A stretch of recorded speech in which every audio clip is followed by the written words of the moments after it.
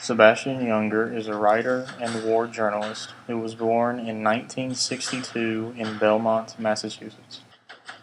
As a young boy, Junger was enthralled by the sea and spent much of his time with his family at their estate in Truro, Massachusetts, in order to be next to the sea. He was first introduced to the sea by his father, Miguel Junger.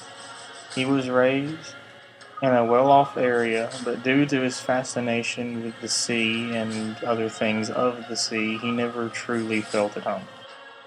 As he would say, "I grew up in the suburbs. I went to private school." You feel emasculated by that kind of background when you look at a man who has been in 50-foot seas and comes back with a weird look in his eyes. Junger spent much of his life outdoors as possible. He would ride on the back of a train to school, and he would just wander off into the woods to live for a night or so. He was obsessed with the outdoors throughout pretty much all of his life. Junger's obsession with dangerous jobs began after a freak accident on his job as a top man for a tree removal company in New York. He fell and cut his Achilles tendon. It was this event, this fear, that sparked Junger's path of journalism. Fear is the emotion that comes with being in danger or thinking you're in danger. What's really interesting about fear is that it's actually not connected to the level of danger. Risk is the chance that you'll die.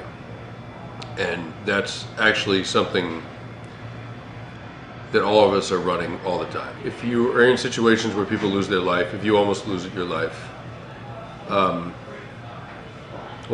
my reaction, is to realize how ridiculously random this all is, and that your death can happen in events that have almost no consequence, and therefore your life has almost no consequence. And so it sort of pulls the rug out from under you, like, wow, this is all just random and doesn't have much meaning, and this could end in an hour and I don't even know I'm headed over the edge of the cliff.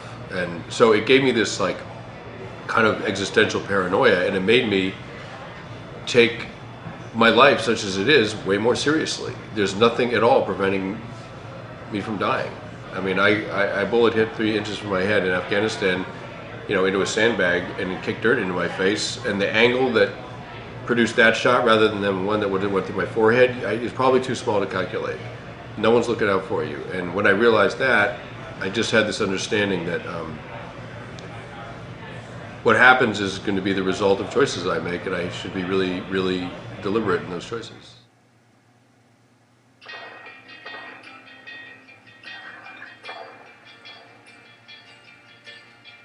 Junger is known for his not too few journals on war and of his personal experiences of war. He is also known for his book, The Perfect Storm, which is about a storm that hit Gloucester, Massachusetts, and is mainly focused around the crew of the Andrea Gale.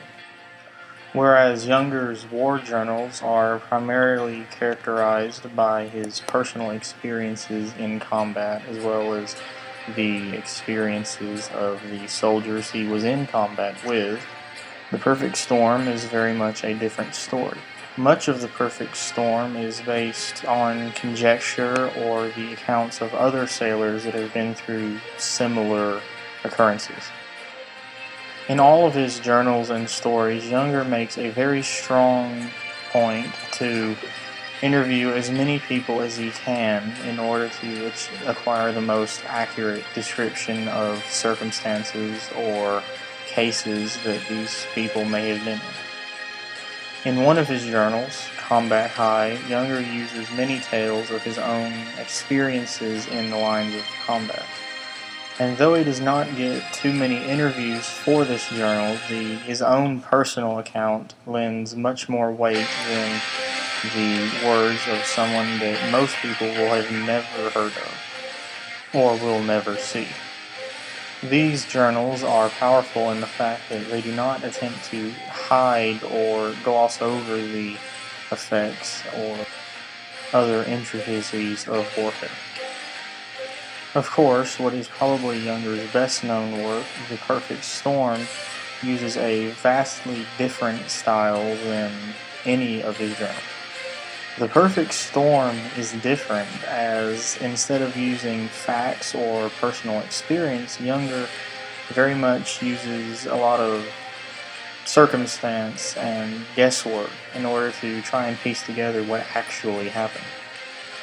He does, of course, use first-hand accounts of sailors that survived the storm, but as the crew of the Andrea Gale obviously did not survive, then then there is no record of anything they really faced. As a result of this, Younger has had to drop back on almost pure speculation on conversations and actual events that happened, cycling through many different forms or ways of the destruction of the Andrea Gale. Somewhat paradoxically, Younger offsets his use of circumstance and guesswork with incredibly accurate descriptions of both the Andrea Gale's construction and of some of the inner workings of the National Weather Service and meteorological things. Much of Younger's work is well received as insightful to events that not many people would normally think about or would not come up in usual topics. The Perfect Storm was even popular enough to make it into a movie, one that is actually quite decent.